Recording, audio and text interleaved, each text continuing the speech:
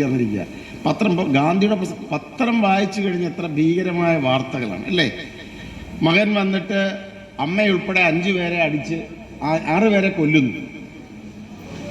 College ഹോസ്റ്റലിൽ കഴിഞ്ഞ ദിവസം നോക്കുമ്പോൾ എന്താ 2 കിലോ കഞ്ചാവ് പിള്ളേർ പിടിച്ചോണ്ടിരിക്കുകയാണ് അല്ലേ. മഹാത്മാഗാന്ധി കുടുംബ സംഗമങ്ങളെന്ന് പേരിടുന്നു. മഹാത്മാഗാന്ധിയെ ഇപ്പോൾ ഏറ്റവും കൂടുതൽ സ്മരിക്കേണ്ട ഒരു കാലഘട്ടമാണ്.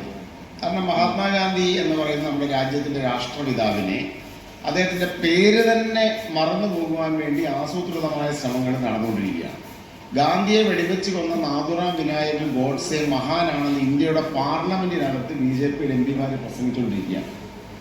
ഗുജറാത്തിലെ ഉത്തർപ്രദേശിലെ ഒരു ക്വസ്റ്റ്യൻ പരീക്ഷയിൽ ചോദിച്ച ക്വസ്റ്റ്യൻ പേപ്പറാണ്, ഗാന്ധി ആത്മഹത്യ ചെയ്തത് എങ്ങനെ?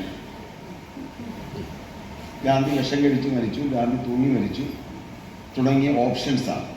ഗാന്ധി എങ്ങനെയാണ് മരിച്ചത്? ഗാന്ധിയെ കൊന്നുകളയുകയായിരുന്നു, ഗാന്ധിയെ വെടിവെച്ച് കൊല്ലുകയായിരുന്നു.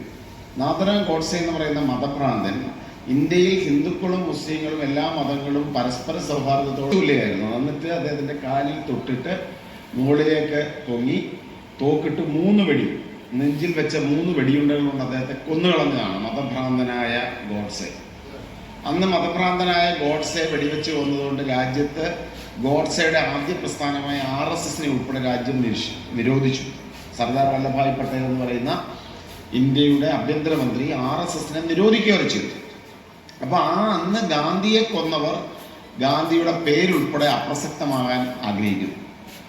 അപ്പോൾ അതുകൊണ്ട് തന്നെ ഗാന്ധിയുടെ പേരിനെ നമ്മൾ വീണ്ടും വീണ്ടും എന്ത് ചെയ്യണം? പറയണം അല്ലേ.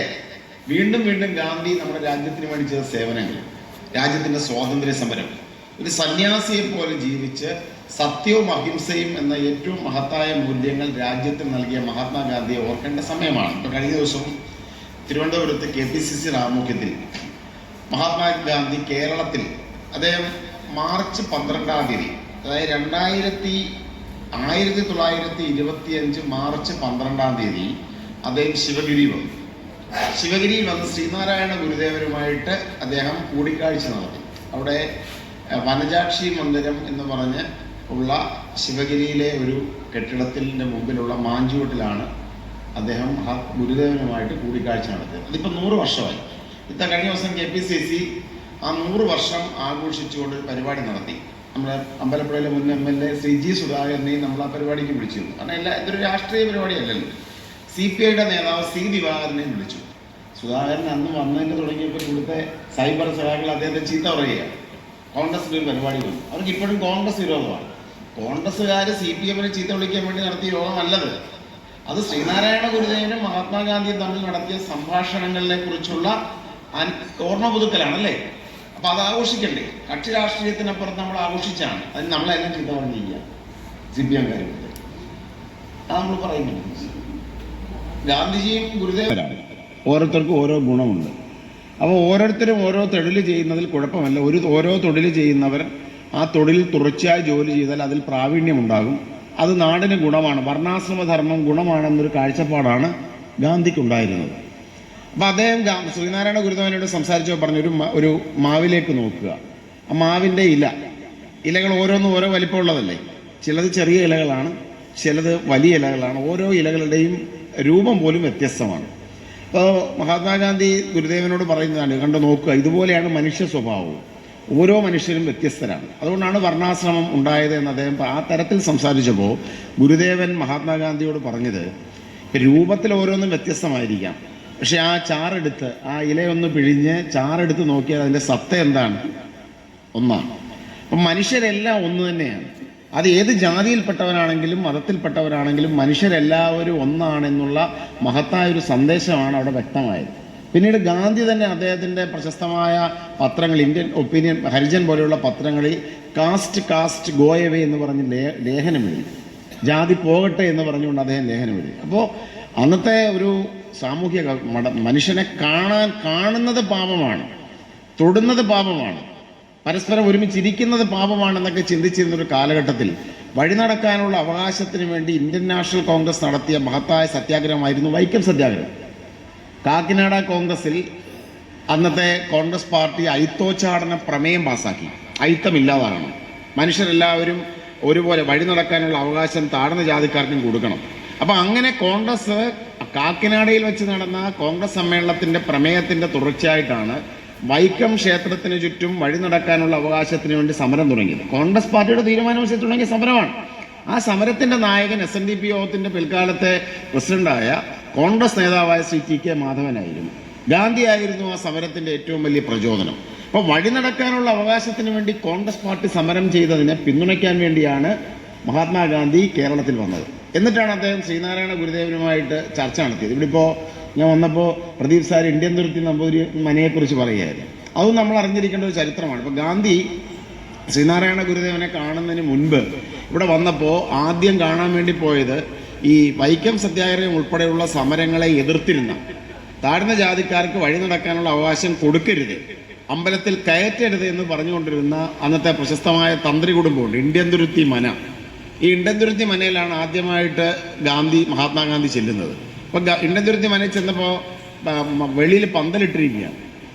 മനയിൽ പന്തലിട്ടതിൻ്റെ കാരണം എന്ന് പറഞ്ഞാൽ ജാതി വ്യവസ്ഥ അനുസരിച്ച് മഹാത്മാഗാന്ധി ബ്രാഹ്മണനല്ല, ഈ ബനിയ സമുദായമാണ്. ഇവിടുത്തെ നോക്കുമ്പോൾ വൈശ്യ കച്ചവടക്കാരായവരുടെ സമുദായമാണ്. അപ്പോൾ ബ്രാഹ്മണനല്ലാത്തവരെ വീട്ടിൽ കയറ്റരുതല്ലോ. അതുകൊണ്ട് എന്ത് ചെയ്തു, മുറ്റത്ത് പന്തലിട്ട്. വലിയ നേതാവൊക്കെയാ, കോൺഗ്രസ് നേതാവാ, പക്ഷെ വീട്ടിനകത്ത് കയറ്റത്തില്ല, പുറത്തിരുത്തിയേക്കാണ്. എന്നിട്ട് ഈ ഇന്ത്യൻ തുരുത്തി മനയിലെ പിന്നെ നീലകണ്ഠൻ നമ്പൂതിരി പാട് ഉൾപ്പെടെയുള്ളവർ പുറത്തിരുന്നു. എന്നിട്ട് സംസാരിക്കുമ്പോൾ പറയുന്നത്, ഞങ്ങളുടെ വേദഗ്രന്ഥങ്ങളിൽ, ശാസ്ത്രഗ്രന്ഥങ്ങളിൽ ഈ പിന്നോക്ക വിഭാഗങ്ങൾക്ക് വഴി നടക്കാൻ അവകാശം കൊടുക്കരുത് എന്നാണ് പറഞ്ഞിരിക്കുന്നത്. അങ്ങനെയാണ് നമ്പൂതിരി പറയുന്നത്. അപ്പോൾ ഗാന്ധി ചോദിക്കും ഏത് പുസ്തകത്തിൽ? അപ്പോൾ പുസ്തകമൊന്നും പറയാനില്ല. അപ്പോൾ എന്നിട്ട് ഗാന്ധി ചോദിക്കും, നിങ്ങൾ കൊലപാതകികളെ കാണുന്നതിനേക്കാൾ അല്ലെങ്കിൽ മോഷ്ടാക്കളെ കാണുന്നതിനേക്കാൾ ക്രൂരമായിട്ടാണ് പിന്നോക്ക വിഭാഗങ്ങളോട് ഇടപെടുന്നത്. നിങ്ങളവരെ കാണാൻ തയ്യാറാവുന്നില്ല, നിങ്ങളവരെ അടിച്ചോടിക്കുന്നു, വഴി നടത്താൻ അവകാശം കൊടുക്കുന്നില്ല, അമ്പലത്തിൽ കയറ്റുന്നില്ല. ഇതെന്താണ് ഇങ്ങനെ? ഇതെന്താണ് ഇതിൻ്റെ കാരണം? അപ്പോൾ ഇവർ പറയുന്നത് അത് വിധിവിഹിതമാണ്. നമ്പൂതിരിപ്പാട് പറഞ്ഞു കൊടുക്കുന്നത് അത് അവർ മുൻ ജന്മത്തിൽ ചെയ്തിരിക്കുന്ന പാപത്തിന്റെ ഫലമായിട്ട് അവർ ഇത്തവണ താഴ്ന്ന ജാതിക്കാരായി ജനിച്ചിരിക്കുകയാണ്. അവരെ ദ്രോഹിക്കുക എന്ന് പറഞ്ഞു കഴിഞ്ഞാൽ അത് ഞങ്ങളുടെ അവകാശമാണ്. അങ്ങനെ ദ്രോഹിച്ചില്ലെങ്കിൽ അവർക്ക് പാപമോചനം കിട്ടില്ല. അങ്ങനെ വിശ്വസിക്കുകയാണ്. അപ്പൊ പിന്നോക്ക വിഭാഗങ്ങളെ ദ്രോഹിക്കുന്നത് പോലും വിധിവിഹിതമാണെന്ന് കരുതി. അപ്പൊ ഗാന്ധി മനസ്സ് വന്നുകൊണ്ട് പറയുന്നത്, നിങ്ങൾ ഈ പറയുന്നത് കേട്ട് ഈ ജാലിയൻ വാലാബാഗിൽ മനുഷ്യരെ വെടിവെച്ച് വന്ന ജനറൽ ഡയർ പോലും ഇത്ര ക്രൂരമായിട്ട് പറഞ്ഞിട്ടില്ലല്ലോ എന്നാണ് പറയുന്നത്. അദ്ദേഹത്തെ തള്ളിക്കളയും. എന്നിട്ട് അത് കേട്ടിട്ട് വന്നിട്ട് ശ്രീനാരായണ ഗുരുദേവനോട് ഗാന്ധി ചോദിക്കുന്നത്, പിന്നെ ഹിന്ദു വേദഗ്രന്ഥങ്ങളിൽ മനുഷ്യനെ ഇങ്ങനെ അയിത്തം പറഞ്ഞാൽ മാറ്റി നിർത്തണമെന്ന് പറഞ്ഞിട്ടുണ്ടോ? ഗുരുദേവൻ ഒറ്റ വാക്കി മറുപടി, അങ്ങനെയില്ല. ഗുരുദേവൻ പറയുന്നത് എല്ലാ മതങ്ങളും മോക്ഷപ്രാപ്തിക്കുള്ള മാർഗങ്ങൾ എല്ലാ മതത്തിലുണ്ട്. ഹിന്ദുമതം മാത്രം, എല്ലാ മതങ്ങളും മോക്ഷപ്രാപ്തിക്കുള്ള മാർഗം. അതുകൊണ്ട് ഒരു മതം, ഒരു ജാതി, ഒരു മതം, ഒരു ദൈവം എന്ന് പറഞ്ഞാൽ അടിസ്ഥാനം അതാണ്. ഏത് ജാതിയിൽപ്പെട്ടവരാണെങ്കിലും ഏത് മതത്തിൽപ്പെട്ടവരാണെങ്കിലും ദൈവം ഒന്നേ ഉള്ളൂ. എല്ലാവരും മോക്ഷപ്രാപ്തി എന്ന് പറയുന്ന ദൈവത്തെ അത് എത്താനുള്ള വിവിധ മാർഗങ്ങൾ. ചിലർക്ക് ഹിന്ദു മതത്തിലൂടെ ആയിരിക്കാൻ താല്പര്യം ഉണ്ടാകുന്നത്, ചിലർ ക്രിസ്തു മതം സ്വീകരിക്കും, ചിലർ ഇസ്ലാം മതം സ്വീകരിക്കും, ചിലർ ബുദ്ധമതമായിരിക്കും, ചിലർ ജൈനമതമായിരിക്കും. ഏത് മതമാണെങ്കിലും നദികൾ വന്ന് സമുദ്രത്തിൽ ചേരുന്നത് പോലെ എല്ലാം വന്ന് ചേരുന്ന എവിടെയാണ്? ഈശ്വരല്ലാണ്. എന്നിട്ടാണ് അദ്ദേഹം ജാതിയെ തള്ളിപ്പറയുന്നത്. അപ്പൊ ഇത്തരം മഹാന്മാരായ വ്യക്തികൾ, യുഗപുരുഷന്മാർ നമ്മുടെ നാട്ടിൽ ജീവിച്ചിരുന്നു. അവരെ ഓർക്കേണ്ട ചുമതല നമുക്കുണ്ട്. അതാണ് നമ്മുടെ കുടുംബസംഗമങ്ങൾക്ക് നമ്മൾ എന്ത് പേരിട്ടിരിക്കുന്നത്? മഹാത്മാഗാന്ധി കുടുംബസംഗമം എന്ന് പേരിട്ടിരിക്കുന്നത്. നമ്മൾ വീണ്ടും ഇവരെക്കുറിച്ച് പഠിക്കണം, ഇവരെക്കുറിച്ച് മനസ്സിലാക്കണം. അതാണ് കുടുംബസംഘങ്ങളൊക്കെ ഇങ്ങനെ പേരിടുന്നത്. നമ്മുടെ കുടുംബസംഗമങ്ങളിൽ ഇത് മാത്രമല്ല, രാഷ്ട്രീയവും സംസാരിക്കുക. നമ്മുടെ നാട്ടിൽ ആളുകൾക്ക് ജീവിക്കാൻ കഴിയാത്തൊരവസ്ഥ എത്തിച്ചേർന്നിരിക്കുക. ഗാന്ധിയുടെ പത്രം വായിച്ചു കഴിഞ്ഞ എത്ര ഭീകരമായ വാർത്തകളാണ് അല്ലേ? മകൻ വന്നിട്ട് അമ്മയുൾപ്പെടെ 5 പേരെ അടിച്ച് 6 പേരെ കൊല്ലുന്നു. കോളേജ് ഹോസ്റ്റലിൽ കഴിഞ്ഞ ദിവസം നോക്കുമ്പോൾ എന്താ, 2 കിലോ കഞ്ചാവ് പിടിച്ചെടുക്കുന്നു. തൊട്ടപ്പുറത്ത് കോട്ടയത്തൊരു ഹോസ്റ്റലിൽ സീനിയർ വിദ്യാർത്ഥികളെ ജൂനിയർ വിദ്യാർത്ഥികളെ കെട്ടിയിട്ടിട്ട് അസഭ്യം തിരിയിരിക്കുക. എന്നിട്ട് ദേഹം മുഴുവൻ ഫിനോയിൽ ഒഴിച്ചിട്ട് താഴെ നിന്ന് കോമ്പസ് ഇട്ട് കുത്തി കീറുകയാണ്. നെടുമങ്ങാട്ട് സിദ്ധാർത്ഥൻ എന്ന് പറഞ്ഞൊരു പയ്യന് കുടിവെള്ളം പോലും കൊടുക്കാതെ അവനെ ചവിട്ടി കീറി അവസാനം ആത്മഹത്യ എന്ന് പറയുന്നു, മരിച്ചു, കൊന്നുകളഞ്ഞതാണെന്നാണ് പറയപ്പെടുന്നത്. അപ്പം നാട്ടിലാകമാനം കൊലപാതകങ്ങൾ, ക്രൂരമായ കൊലപാതകങ്ങൾ, മയക്കുമരുന്ന് കച്ചവടം, എല്ലായിടവും മയക്കുമരുന്ന് കച്ചവടം. പോലീസിനൊന്നും ഒരു നിയന്ത്രണമില്ലാത്ത അവസ്ഥയാണ്. CPM-ന്റെ 9 വർഷത്തെ ഭരണകാലം കൊണ്ട് കേരളത്തിൽ മനുഷ്യന് ജീവിക്കാൻ കഴിയാത്ത അവസ്ഥ എത്തിയിരിക്കുകയാണ്.